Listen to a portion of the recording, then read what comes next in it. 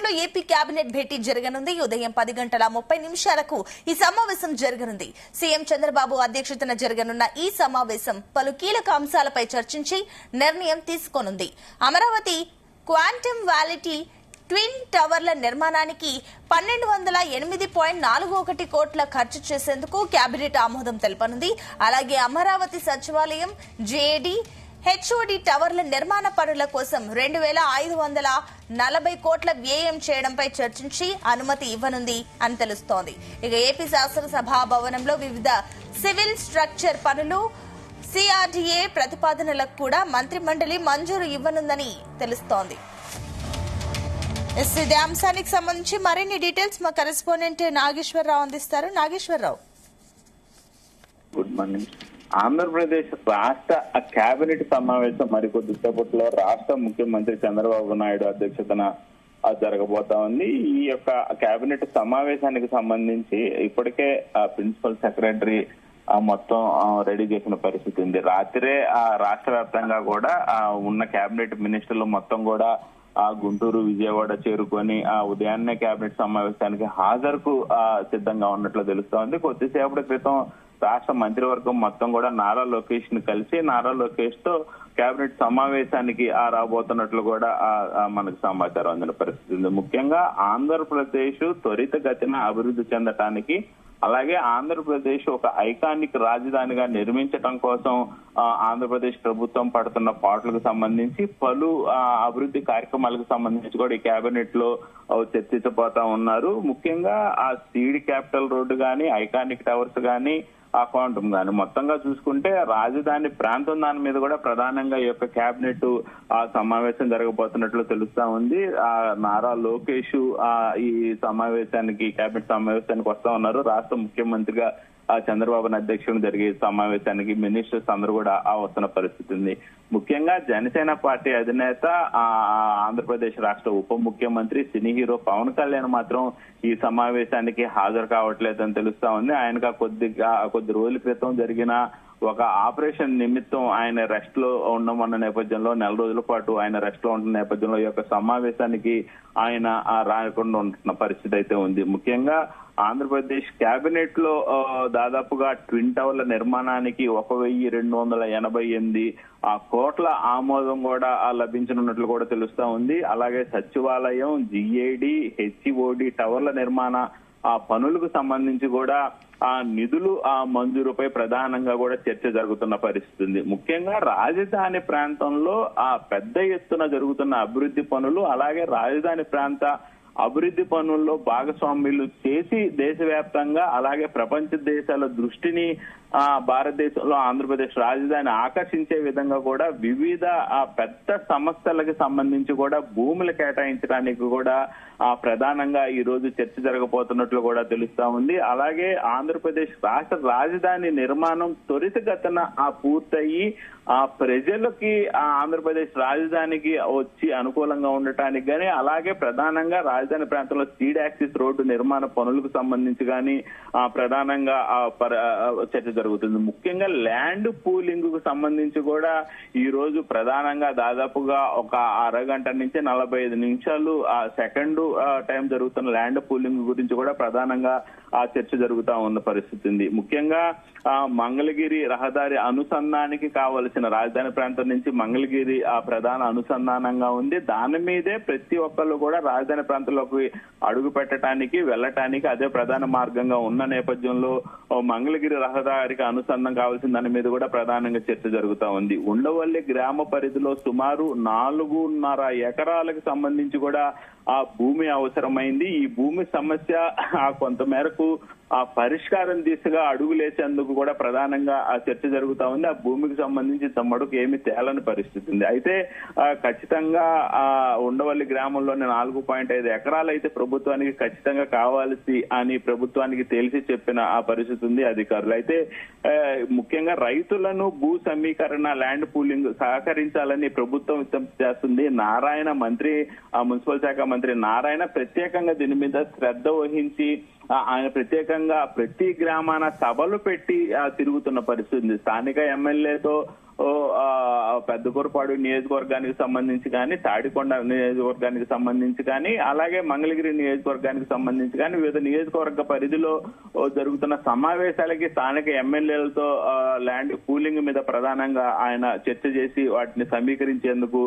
వివిధ ప్రయత్నాలు చేస్తున్న పరిస్థితి అయితే ఉంది. ముఖ్యంగా 2014లో టీడీపీ ప్రభుత్వం ప్రారంభించినప్పుడు రాజధాని ప్రాంతాన్ని 29 గ్రామాల నుంచి సుమారు 34,000 ఎకరాలు భూమిని సేకరించారు. అయితే 2019లో వైఎస్ఆర్సీపీ అధికారంలోకి వచ్చిన తర్వాత కొంతమేరకు నిర్లక్ష్యంగా వహించారని ఆ మాటలు కొంతమేరకు వచ్చిన నేపథ్యంలో 2024లో కూటమి ప్రభుత్వం అధికారంలోకి వచ్చిన తర్వాత ఆ అభివృద్ధి పనులు పుంజుకున్నాయని చెప్పుకోవచ్చు, వేగం పెంచిందని చెప్పుకోవచ్చు.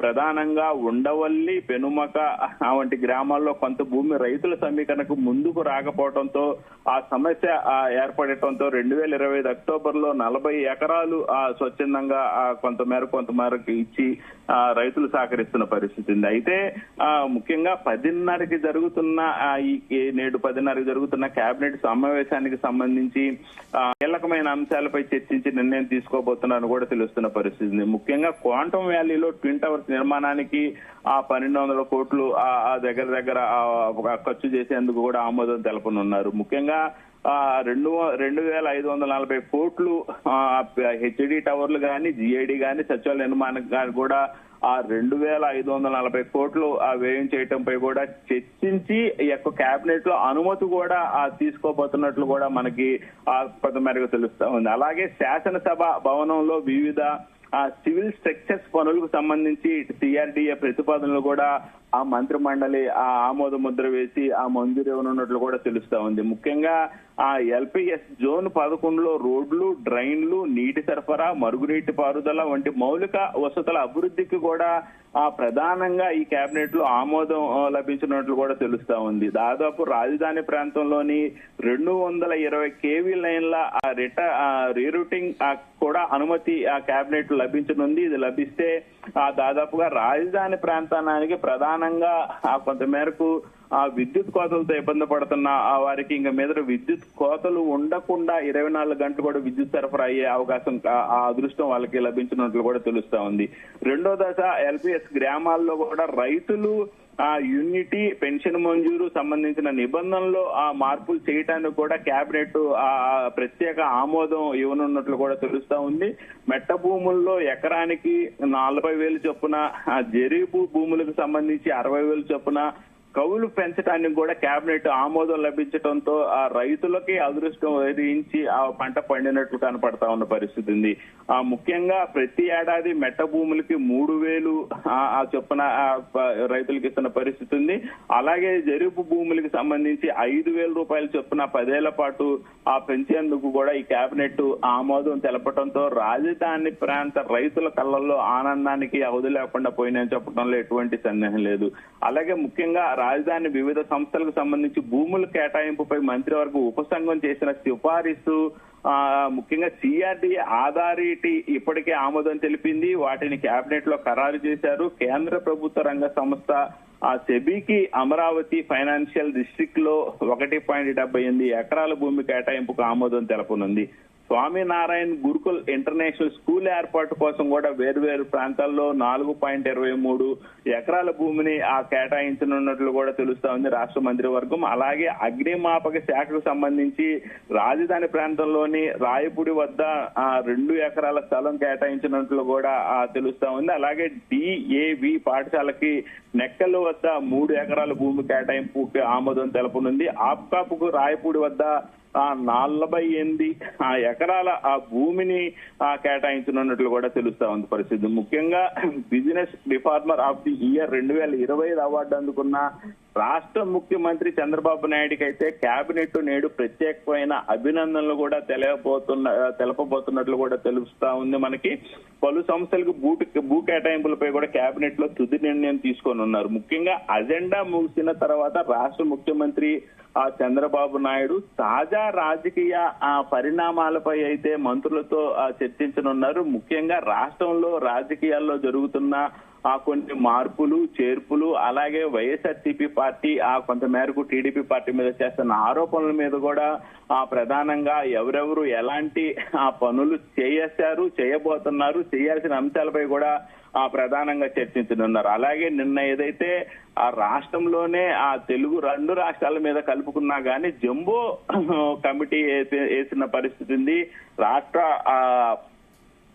అధ్యక్షుడిగా గౌరవ అధ్యక్షుడిగా ఇప్పుడు ఎవరైతే నారా లోకేష్ ని నియమించిన నేపథ్యంలో నిన్న వేసిన కమిటీ మీద కూడా నారా ముఖ్యమంత్రి చంద్రబాబు నాయుడు ఈ యొక్క కేబినెట్ సమావేశంలో ప్రత్యేకంగా ఈ కమిటీకి సంబంధించిన అంశాలు కూడా చర్చించే అవకాశాలు కనపడతా ఉన్నాయి. రాష్ట్ర వ్యాప్తంగా బూత్ లెవెల్ నుంచి కూడా పార్టీని అధికారంలోకి తీసుకొచ్చే విధంగా కూడా ముఖ్యమైన ప్రణాళికలు ఎలా రూపొందించాలి, 2029 ఎన్నికలకు సంబంధించి మరలా ఎన్డీఏ కూటమి పెద్ద ఎత్తున అధికారంలోకి రావడానికి కూడా నిన్న రాష్ట్ర ముఖ్యమంత్రి చంద్రబాబు నాయుడు కమిటీ ఆమోదం అలాగే కమిటీ ప్రమాణ స్వీకారోత్సవం సందర్భంగా పలు మాటలు మాట్లాడిన పరిస్థితి ఉంది. ప్రధాని మంత్రి ఆంధ్రప్రదేశ్ లో అడుగు పెట్టినప్పుడు తనని ఎవరైనా సెక్యూరిటీ పక్కకు లాగితే అత్యుత్సాహంతో కోపంతో ఆవేశంతో టీడీపీ వారు ఎక్కడా కూడా నోరు మెదపకూడదు. అది వాళ్ళ యొక్క రూల్స్ రెగ్యులేషన్స్ మీద ఆధారపడి ఉంటది. అంతేగాని ప్రధాని వచ్చాడు మా ముఖ్యమంత్రిని మా నాయకుడిని పక్కకు తోచాడంటూ కూడా కూటమి నేతలకి దూరం అవ్వకూడదు. ముఖ్యంగా అలాంటి వాటిల్లో కార్యకర్తలు జోక్యం చేసుకోకూడదు అని చెప్పి అలాగే ఏదైతే రాష్ట్ర వ్యాప్తంగా కొన్ని నియోజకవర్గాల్లో జనసేన పార్టీకి టీడీపీకి కొంత మేరకు వైషమ్యాలు విభేదాలు కొట్లాటలు గొడవలు జరుగుతున్న నేపథ్యంలో వాటికి ఈ యొక్క కొత్త కమిటీ విముక్తి పలకాలని చెప్పారు. ఈ యొక్క కొత్త కమిటీ నేతృత్వంలో రాజధాని అమరావతి బేసుడుగా రాష్ట్ర వ్యాప్తంగా కూడా పెద్ద ఎత్తున చర్చలు జరుపుతా కూటమిలో ఏదైతే ఎన్డీఏ కూటమికి సంబంధించి ఇటుపక్క బీజేపీ గాని అటుపక్క జనసేన గాని కలుపుకొని అన్నదమ్ముల్లాగా ముందుకెళ్తూ రాష్ట్ర అభివృద్ధిని ముందుకు తీసుకెళ్తూ వైఎస్ఆర్సీపీ పార్టీని అధికారంలోకి రానికుండా ముందుకు వెళ్లేందుకు పక్కా ప్రణాళికలతో ముందుకు వెళ్లాలని చంద్రబాబు నాయుడు సూచించిన పరిస్థితి ఉంది. ఈ మొత్తం నేపథ్యంలో నేడు జరుగుతున్న రాష్ట్ర కేబినెట్ సమావేశంలో అయితే పలు కీలక అంశాలతో పాటు పలు రాష్ట్ర ప్రభుత్వ రంగ సంస్థలకి ఇప్పటికి కూడా భూమి కేటాయించిన వారికి కేటాయించబోతున్నట్టు తెలుస్తా ఉంది. Sunitha. Right, thank you Nageswararao.